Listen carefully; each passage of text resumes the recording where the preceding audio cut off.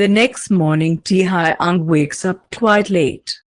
He had huge problems trying to fall asleep last night, so no wonder he has a sleep-in. The sleep was light and worried, though, so he feels far from rested when sitting up on his side of the bed. He's not surprised to see the absence of Jungkook in bed, but he's all the more surprised to find that he didn't come home last night at all. Having expected a crumpled blanket and a pillow in the sofa, there's instead nothing, giving away that someone slept out here tonight. And his keys are still on the table. Tae-hyung was honest about him having no intentions to hook up with anyone on his and Seokjin's long weekend to Barcelona. Still, here he is, first night in Barcelona, pounding into Spanish guy he doesn't know the name of. He's got curls that can almost compare to Jungkook's, otherwise there are no similarities whatsoever, and Tae-hyung is thankful for that. Doing this partly to forget about Jungkook, it'd be rather stupid to copy of him. Seokjin had discreetly checked that the guy, currently in Tae-hyung's bed, didn't recognize either himself or Tae-hyung, before he let him jump into the cab with him. But he still doesn't want to spend more time than necessary with him, keeping his integrity very important to him.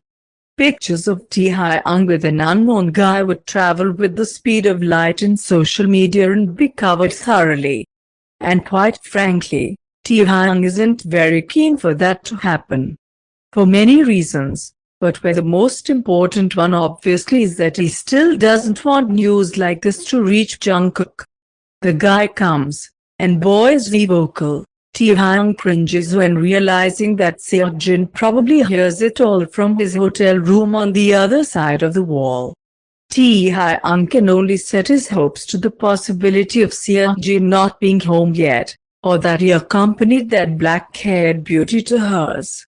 Not being particularly interested in dragging this out, now that the guy's been satisfied, and he himself isn't even close, perhaps due to a bit too much to drink, or the simple fact that it feels downright wrong. Someone who isn't Jungkook certainly helps to make the whole situation feel like a writing failure. He obviously has a few things to work on when it comes to cash, he notes to himself, before he pulls out and goes soft immediately, which helps to conceal the fact that he was faking. He quickly takes it off and throws it in the bin next to his hotel bed. Dutifully kissing the guy's shoulder, where he's still panting heavily on all four, Tae-hyung slumps down on his back on the mattress and lets out a long sigh.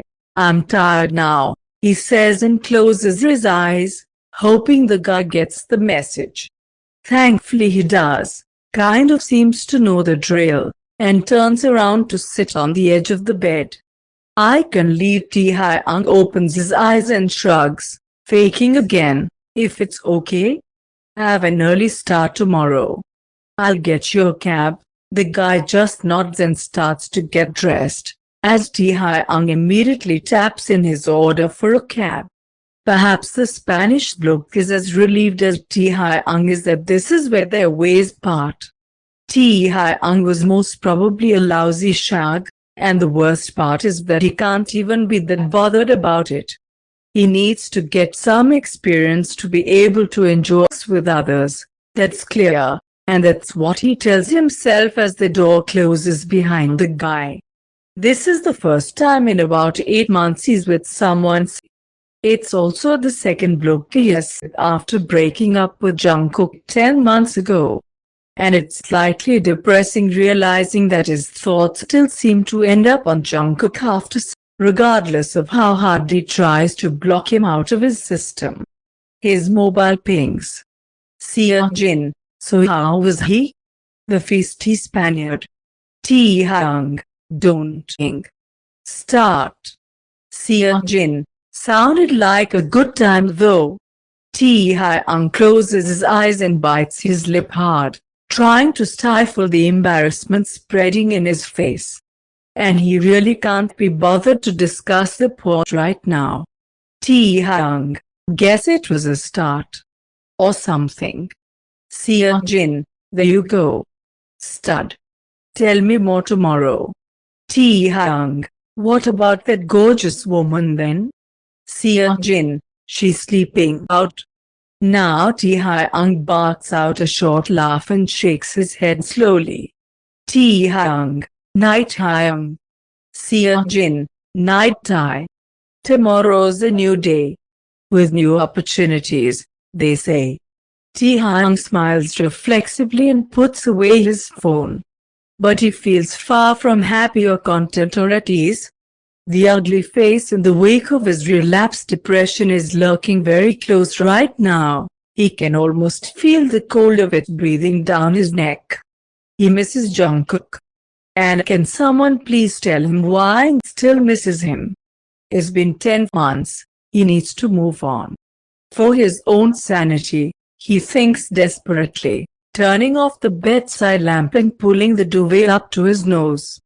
Okay, he needs to embrace the fact that seeing Jungkook a month ago obviously opened up old wounds, but he also needs to get used to it.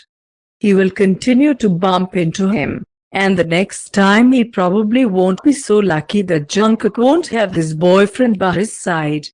He feels physically sick at the thought of seeing Jungkook with someone else, though, let alone knowing that he, in this very now, is together with someone else. Being well aware of how he behaves around someone he loves, how he looks at that person, how he puts his hand in the back of that someone's neck when pulling him in for a kiss. Tae-hyung allows, or punishes, himself to remember how Jungkook feels when cuddling close, what his hair and skin smell like, how he usually starts up. His soft lips, eager touch, strong knowing hands. Both absolutely loving, always prioritizing it. Tae-hyung has, hands up, never experienced bed with anyone else. Ever. He ends up feeling sick for real and gets out of bed and into the bathroom, blaming the queasiness on far too much drinking in the nightclub and the bad hookup, but the thoughts of Jungkook sure have spurred it on. Sitting on the toilet late, with his head in his hands and elbows on his knees, he fights it back, ending up not having to throw up, which feels like sort of a win in itself. Instead, he turns on the shower and steps inside, deciding that what he really needs right now is to finally get that relief, but it serves its purpose. He thought he would feel sad afterwards, but to his slight surprise he actually feels lighter and rather content. Tomorrow is a new day. One step at a time. Tae-hyung stares at Jungkook's keys still on the coffee table, so many thoughts in his head fighting for attention at the same time. He calls Stan. He needs someone else's view on this. And he's probably in proper shock as well. On top of it all, he's scared to death from what all this actually means. Jungkook would never cheat on you, Tae. Come off it, Stan drawls tiredly, apparently sleeping in even longer than Tae-hyung is this morning. Do you mean that, or do you just say it to make me shut up about it? He's definitely not proud about his sudden aggressiveness, but to his defense he's scared. I mean it. Can't you see that he's stressed out about the album?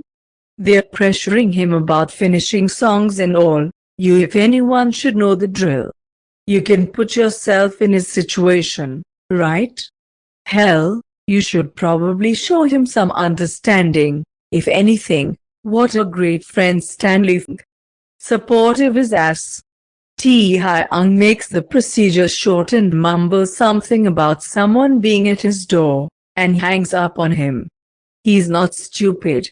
He knows that Stan is right, at least somewhat, but he needs something deeper, right now.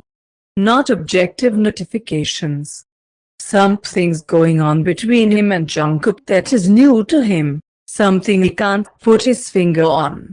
Feeling in desperate need of reasonable, thoughtful advice, he calls Ross, originally a friend of Jungkook but nowadays a very close friend of his as well. Was wondering when you were gonna call. she says with a short laugh. Harry asks, confused. They don't interact a lot on their own. They usually see each other in company with others. Heard you guys have a hiccup. Oh, Jungkook. Called indeed.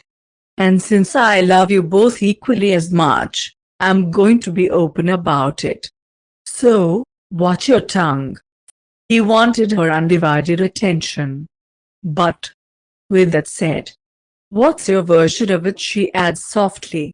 Taehyung sighs and closes his eyes. Jungkook doesn't prioritizes me anymore, and bloody hell if that doesn't sound whiny and petty, even to his own ears, but it also feels good to let it out. She's a great listener and hums and understands and fills in here and there. And when Taehyung finally is out of words, his whole body feels more relaxed and at peace. Thanks, Ross, he says slowly and takes a deep breath. I probably love him too much. There's not such a thing, you know, her smile audible into the phone. You're the love of his life too, don't forget that. You two are meant to be. I wouldn't be this sappy if I didn't really mean it. Thanks, babe. Oh, and yeah, one more thing. Do you know who Justin is? She's lingering on her answer a millisecond too long, and Taehyung presses the phone closer to his ear.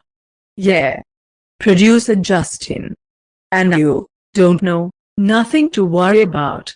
A tingling feeling that soon turns into cold fear spreads throughout his body and makes him gasp for air.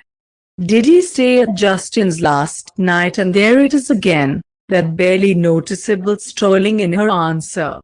Some things are better to ask Jungkook directly about, is what she says, which possibly is the clearest answer she could have given him, anyway. She seems to realize that as well and quickly adds, hey, Taehyung, did he? Answer me, Ross.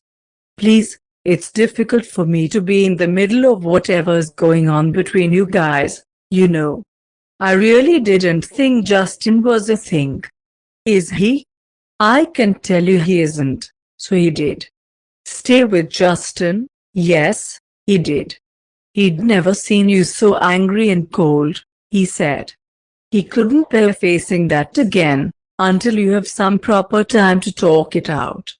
Like I said, he's planning to take a day off to sort things out with you, but Taehyung can hardly hear her. She's already said the thing about Jungkook taking time off from the studio, but he can't really take it in. It feels fake, like Jungkook doesn't really want to, but rather something he feels that he must do.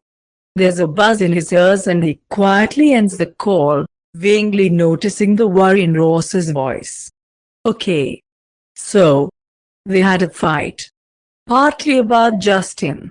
And Jungkook had decided that to go stay with him overnight was a good idea.